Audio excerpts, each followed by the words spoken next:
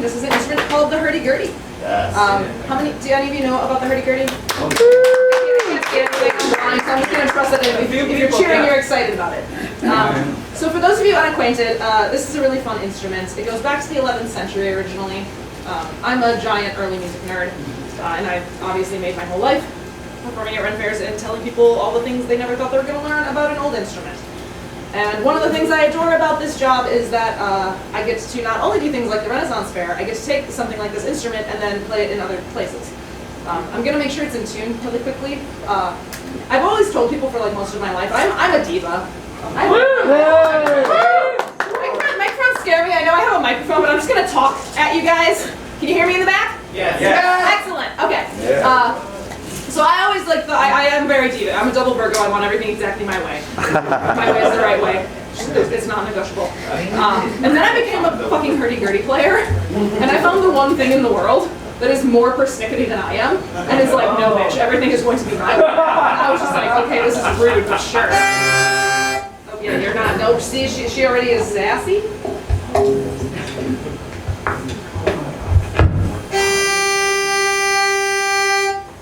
That's right.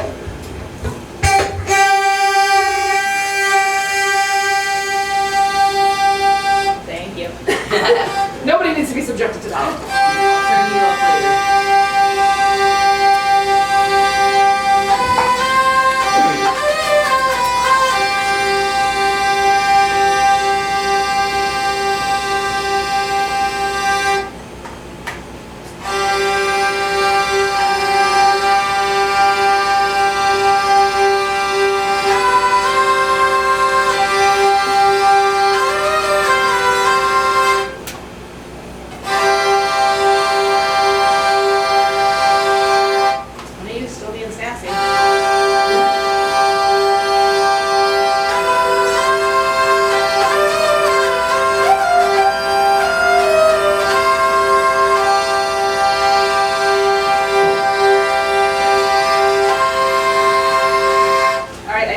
Cooperating now. Yeah. I think. Beautiful. We're gonna test it. Let's see.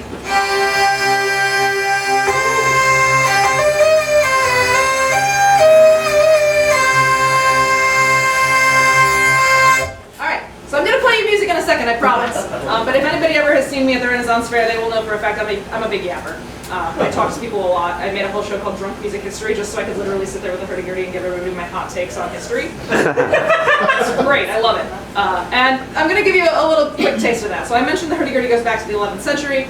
I'm going to play you all a 12th century song. Like I mentioned earlier, I'm a big music history nerd. I grew up with a dad who also plays the hurdy-gurdy. I don't know how I was spawned from him. He's like this cross between Bob Ross and Mr. Rogers. From Wisconsin and the softest, gentlest soul who was like, yes, sweet child, learn this beautiful ancient instrument. And I was like, fuck yes, Dad. I'm going to take it and I'm going to make a show where I drink.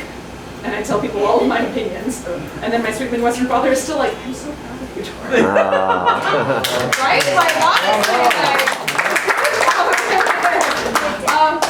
so I'm going to play you all a 12th century song. And this is a song I love because this comes from a book of music called the Cantigas de Santa Maria. So this is a book of over 400 songs that King Alfonso of Spain had written. Now, King Alfonso of Spain, back in the 12th century, because he was king, was just like, fuck yeah, I want an entire book of music dedicated to the Virgin Mary. Because I'm the king and I can ask for all the things I want. And all his musicians were just like, perfect, we're going to do this because we don't want you to kill us. And you're the king, you can do this stuff. And so it's interesting because also every fifth cantiga is a hymn, because that's how religious this all was. And I feel like this all ties into Easter. And like, does anybody else feel like the Pope dying like the day after Easter just feels like a weird? Yeah. Like, is anybody else like waiting for the like? Okay, just kidding. I just needed to like make sure because I'm gonna do my Easter cheer for you all at the end of this before I'm done. But I'm gonna play you the music first. And I just really love that back in the 12th century, King Alfonso of Spain was like, you know what I want? This whole pious book of music. And in 2025, I was like, you know what I'm going to do? Play it at a gay bar. Yeah.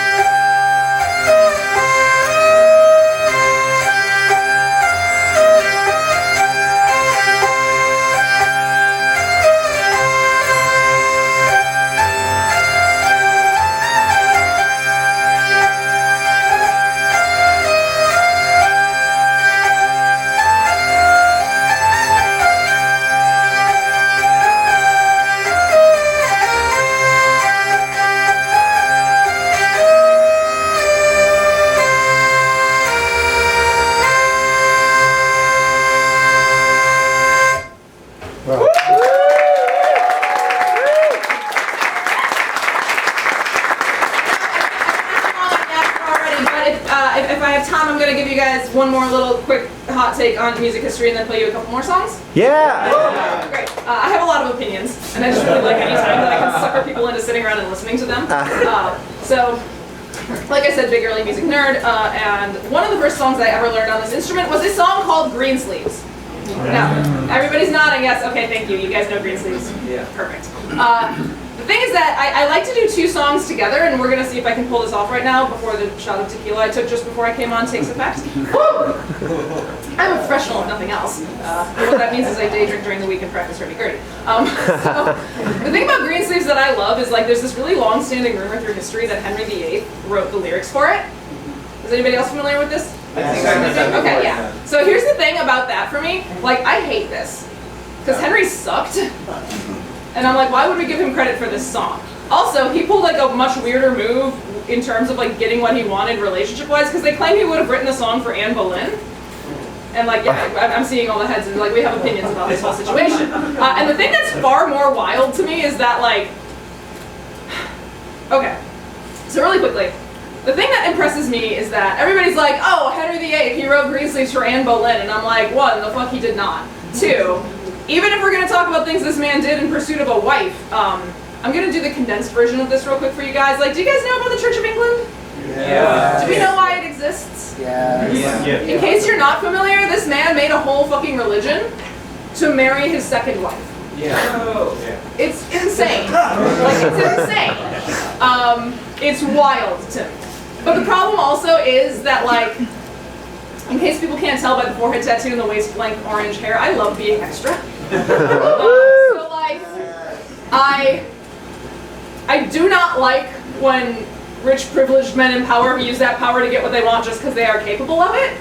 But going so far as to make your own whole religion just to basically be like, fuck you, Catholic Church, is kind of a level that I have to have some degree of respect for. And let's be real, Danny got what was coming to him, so it's fine. And I'm also going to amalgamate this song with Greensleeves, Dora, you just said that one. Scarborough Fair. We can tell the difference. Scarborough Fair is the other one I like to play. And the thing I love about Scarborough Fair is that the original lyrics are so much better than anything you guys know. So the original lyrics for Scarborough Fair dealt with an elf king.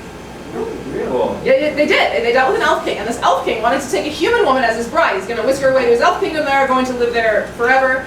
And the only way she can stop this is if she performs a basically unperformable task. And she doesn't want this marriage, so she's like, no, sir, I'm not going to do that. She's like, I'm going to give you a list of things instead you're going to have to do to take me as this bride. And we at least get the whole back and forth thing of the lyrics that you guys know. And she didn't want this because at this point in history, we didn't like elves and fairies very much. We thought that they were sketchy, so this was not like Legolas coming to sweep her off her feet. This was like some sus dude who wanted to kidnap her and take her away from everything she loved. Here's the problem. My friends have gotten me into all those goddamn fairy smut romance novels. I travel between fairs all the time. I have a lot of long drives and audiobooks are my friend. And this is the perfect level of bad writing to keep me company. The problem is that this has convinced me now that all I have to do is be shit at everything and some kind of elf royalty out there is just going to take me away someday. So if I completely fuck up these next two songs, you guys know why I'm doing it. And I'm an equal opportunity employer, okay? This doesn't have to be an elf king. Like, I will take any fey nobility, so... I keep playing these songs and hoping it's gonna happen.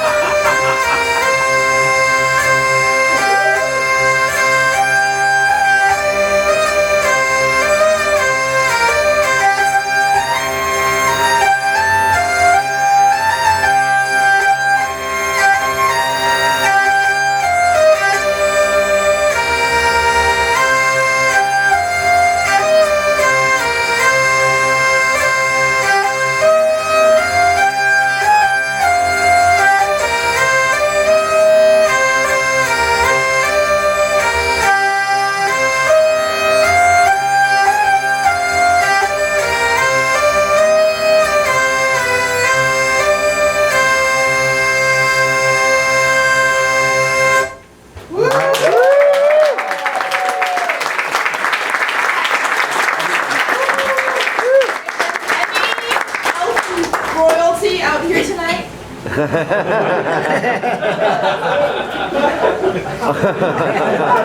now, before I make my extremely awkward exit, because again, I don't know how to handle curtains, I forgot yesterday was Easter for most of the day, until like the 11th hour truly, which meant that at the end of the fair day, I was like, fuck, I haven't done my Easter cheer for nearly enough people, which means if you guys want, I will quickly subject you also to my Easter cheer.